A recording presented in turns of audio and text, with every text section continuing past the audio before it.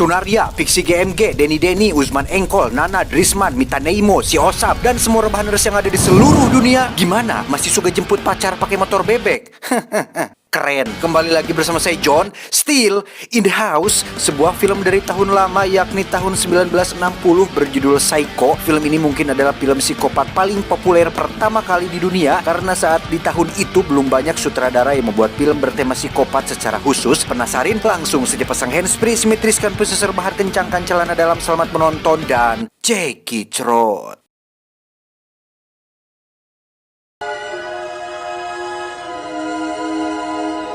Berlatar pada tahun 1960 hari Jumat, tepat pada bulan Desember, cerita diawali dengan memperlihatkan wanita bernama Marion tidak pakai jola. Ini babangusnya, Marion bisa disebut sebagai seorang wanita pelakor karena saat ini dia tengah menjalin hubungan dengan seorang pria yang sudah beristri. Kita panggil saja Samsul. Ini cucungiknya. Samsul berjanji secepatnya akan menceraikan istri sahnya demi meminang sang pujaan hati yakni Marion, yang hal tersebut jelas perbuatan tidak betul dan diharapkan untuk tidak ditiru oleh pria-pria di luar sana, kecuali saya.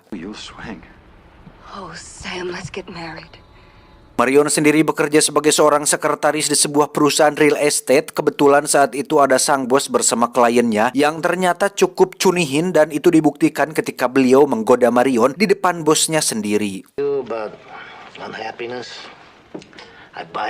Si klien sendiri bermaksud untuk membeli sebuah rumah sebagai hadiah pernikahan untuk putri tercintanya, di mana uang untuk membeli rumah tersebut pun tidak dibayarkan dalam bentuk cek, transfer, m-banking atau giro, melainkan dibayarkan secara tunai yang tentu saja jumlahnya sangat banyak sekali, yaitu sekitar $40.000 atau sekitar 500 juta rupiah lebih, sehingga si bos menyuruh Marion untuk menyimpannya di bank sesegera mungkin. I'm buying this house for my baby's wedding present.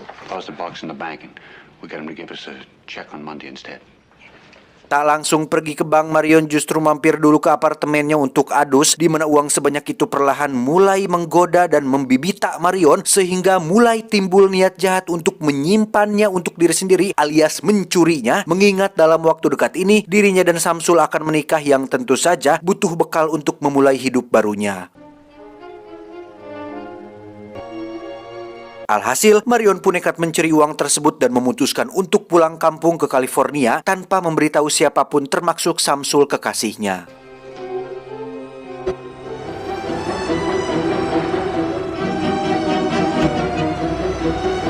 Karena jaraknya sangat jauh, Marion pun tidur di dalam mobil tepat di samping jalan yang sepi, sehingga memancing seorang petugas polisi untuk memeriksanya, yang seperti kita tahu bahwa ketika seseorang melakukan kesalahan atau menyembunyikan sesuatu, secara tidak sadar tubuh akan menunjukkan gerak-gerik mencurigakan, yang hal itu dapat dilihat dengan jelas oleh bapak polisi ini. Hold it there. Have I broken any laws? No, ma'am. Then I'm free to go.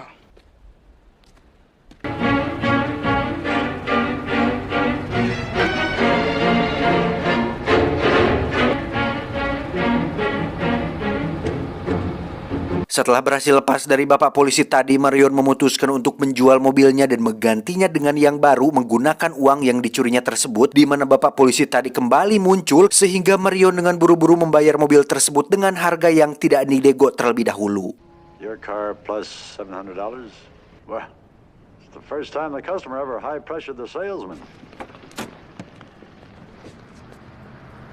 Marion pun kembali melanjutkan perjalanannya, yang di situ kepalanya dipenuhi dengan berbagai macam pemikiran antara rasa bersalah dan kemungkinan-kemungkinan yang akan terjadi ke depannya. Namun pada akhirnya sisi jahatnya pun mendominasinya, sehingga Marion yakin jika rencananya ini adalah sebuah jalan yang terbaik.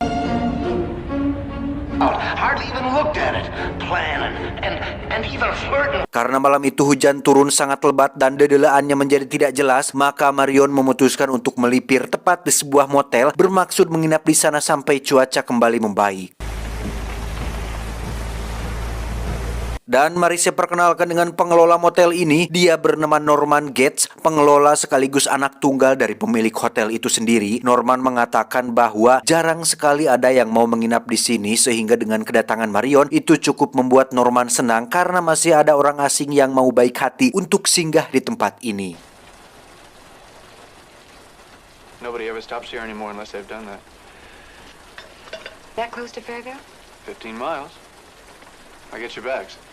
Ketika Marion sedang membereskan pakaiannya dan membungkus uang curiannya menggunakan kertas koran, saat itulah Marion mendengar suara wanita yang sedang marah-marah yang kemungkinan besar itu adalah ibunya si Norman yang sedang mengomelinya di rumah samping dekat hotel tersebut.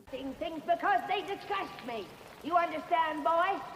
Tak lama Norman pun muncul dengan membawa makan malam. Sempat ditawari Marion untuk makan malam bersama di kamarnya. Norman yang soleh dan tidak ingin ada pihak ketiga yaitu setan pun memilih untuk mengajak Marion makan di kantornya yang setidaknya tempatnya lebih terbuka lah dan tidak akan memancing si Jason untuk memberontak keluar dari kandangnya. Be nicer and warmer in the office. You're very kind. Norman pun meminta maaf atas kegaduhan yang terjadi barusan. Dia menjelaskan bahwa ibunya sudah tua dan mengalami depresi berat selama tahun-tahun terakhir ini oleh karena kehilangan seseorang pria yang sangat dicintainya. She's ill. When he died too, it was just too great a shock for her. Alih-alih merasa simpati dengan menyarankan Norman untuk membawa sang ibu ke rumah sakit atau ke tempat seperti panti jompo, Marion justru menjadi tidak enak hati ketika mendengar jawaban dari Norman yang mengatakan bahwa sebagai anak yang berbakti, Norman tentu tidak akan melakukan hal seperti itu. Lebih baik repot daripada harus durhaka kepada ibu yang telah melahirkan kita. If you put her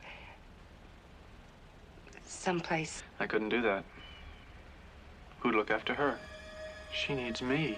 Marion pun kembali ke kamarnya untuk tidur, tetapi sebelum itu dia berencana untuk mandi terlebih dahulu. Yang ketika Marion sedang membuka baju, Anda akan terkejut ketika Norman yang di awal terkesan baik dan soleh ternyata mengintip Marion melalui sebuah lubang di dinding. Entah apa maksudnya atau apa yang diinginkannya. Norman sepertinya tidak bermaksud jahat kepada Marion, tetapi justru melihat ke arah ibunya yang sedang berada di rumah, khawatir jika akan terjadi sesuatu yang buruk dialami oleh Marion.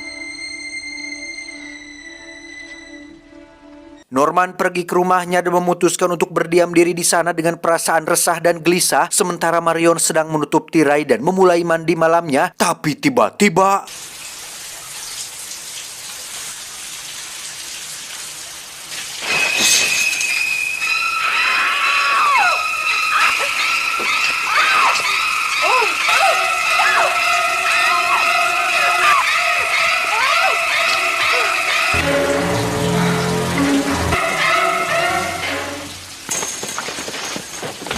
dari dalam rumah terdengar Norman yang terkejut dengan ibunya yang sudah berlumuran darah, sehingga Norman segera pergi menghampiri Marion yang sudah tak bernyawa di dalam kamar mandi. Dengan alasan yang sama, yakni ingin berbakti kepada sang bunda, Norman pun segera membereskan jasad Marion dengan cara membungkusnya dengan plastik dan memasukkan dia ke dalam mobilnya. Yang karena tidak tertarik dengan uang, Norman pun mengikut sertakan uang curian tersebut bersama Marion yang jasad dan mobilnya ditenggelamkan di rawa tepat di belakang motel tersebut.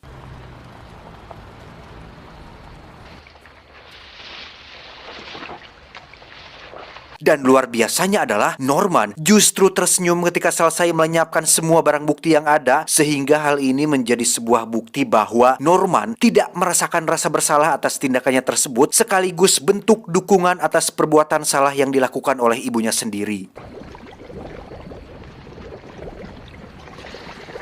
1 minggu setelah insiden mengerikan itu, kita akan dibawa ke tempat kerja Samsul, pacarnya Marion, yang pada hari itu dia didatangi oleh adiknya Marion bernama Lila. Ini parasnya membawa seorang detektif swasta untuk mencari kemana menghilangnya Marion setelah diketahui dia telah membawa lari uang sebesar $40.000 yang jika tidak ditemukan dalam waktu dekat ini, Lila khawatir bosnya akan semakin murka dan melaporkan Marion ke pihak berwajib. Just want the money back.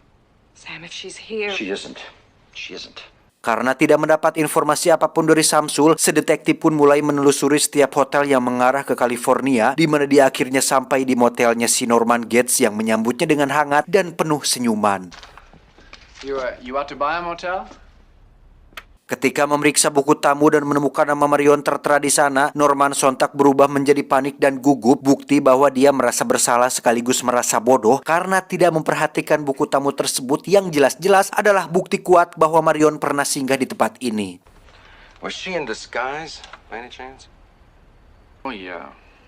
Well, it was raining and Ketika berkeliling, si detektif pun melihat ibunya Norman yang sedang duduk tepat di depan jendela kamar. Tak ingin mempertemukan mereka berdua, Norman segera menjelaskan bahwa ibunya sedang sakit keras dan hanya diam di kamar sepanjang hari, yang justru penjelasan tersebut membuat si detektif menjadi lebih penasaran. that must be my mother. She's an invalid. An invalid. Starboard. I think I've talked to you all I want to. All right. Thanks anyway. Alih-alih pamit pergi, si detektif pun pergi ke kuartel terdekat untuk menghubungi Lila, melaporkan informasi yang didapatkannya terkait Marion yang pernah singgah di sebuah motel bernama Motel Beds. Masih penasaran dengan ibunya Norman yang mungkin saja punya informasi penting terkait menghilangnya Marion, si detektif pun kembali ke motel, diam-diam masuk ke dalam rumah Norman yang ketika sedang menaiki tangga menuju kamar ibunya, tiba-tiba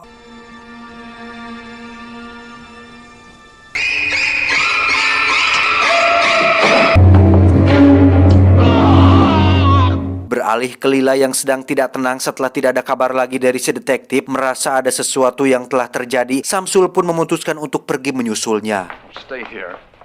Why can't I go with you? I don't know. Tiba di sana, Samsul tidak menemukan siapapun selain ibunya Norman yang sedang duduk di depan jendela kamar. Karena tidak ada yang membukakan pintu, Samsul pun kembali ke Lila dan mengatakan jika si detektif sudah tidak ada di sana. He didn't come back here. Sam?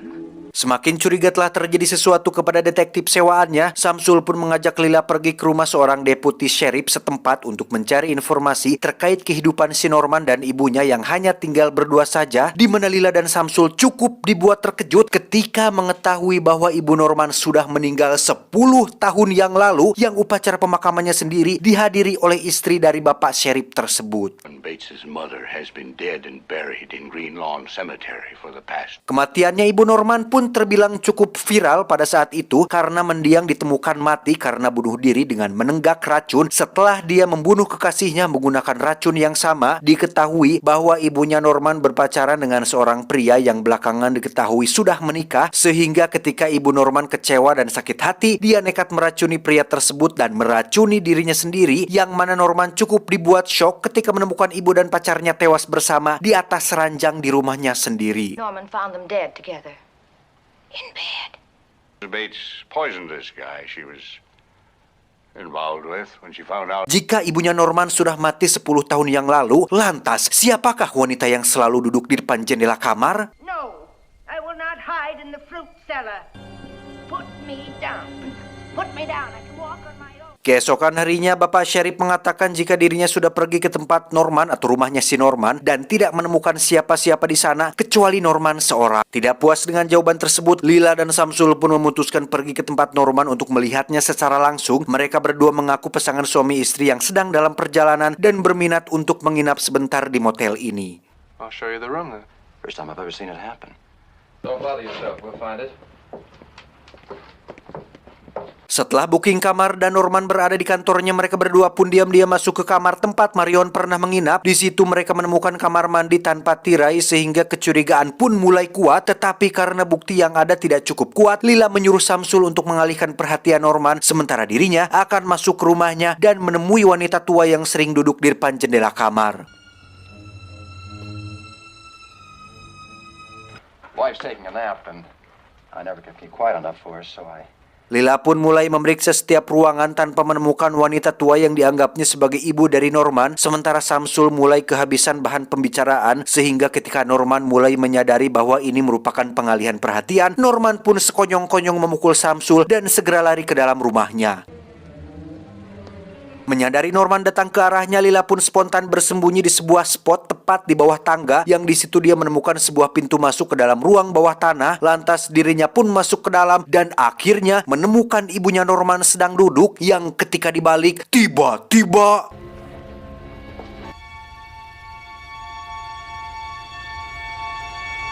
ya, muncullah Norman dengan pakaian dan berpenampilan seperti ibunya, memegang sebilah pisau berniat untuk menyerang Lila. Beruntung ada Samsul yang langsung menjenggahnya, sehingga akhirnya terkuak bahwa pelaku yang telah membunuh Marion dan si detektif tidak lain dan tidak bukan adalah Norman sendiri.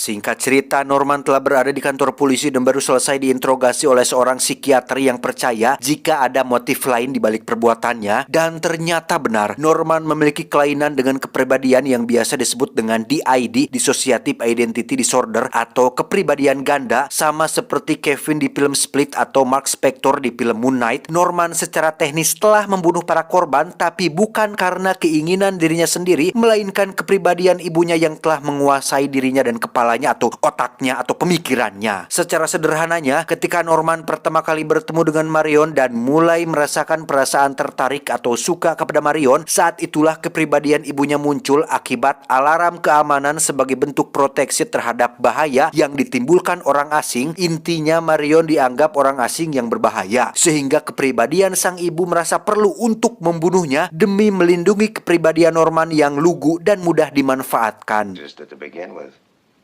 And now, the other half has taken over. Dan yang menarik adalah suara ibunya Norman yang muncul ketika sedang berdebat dengan Norman di adegan pas Marion pertama kali datang ke hotel. Ternyata suara tersebut berasal dari Norman yang entah bagaimana caranya dia bisa meniru suara layaknya wanita tua. Mungkin ini semacam sisi lain dari kekuatan super yang dimiliki oleh penderita kepribadian ganda, seperti dalam film Split ketika Kevin benar-benar bisa memanjat dinding ketika berubah menjadi The Beast, atau Stephen Grant yang mahir berkelahi atau bela diri ketika menjadi Mark Spector. Di akhir, Norman pun tersenyum dengan suara-suara ibunya yang terus muncul di kepala, dan film pun diakhiri dengan senyuman psikopatnya bersamaan dengan ditemukannya mobil Marion yang terkubur di dalam rawa penuh lumpur.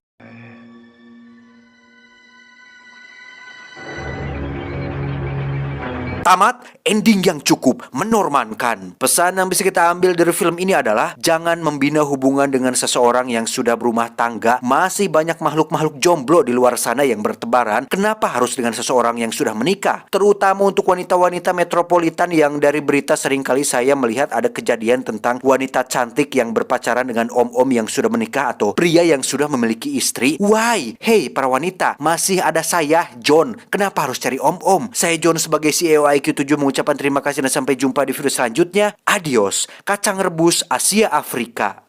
Cuau, cuau, cuau.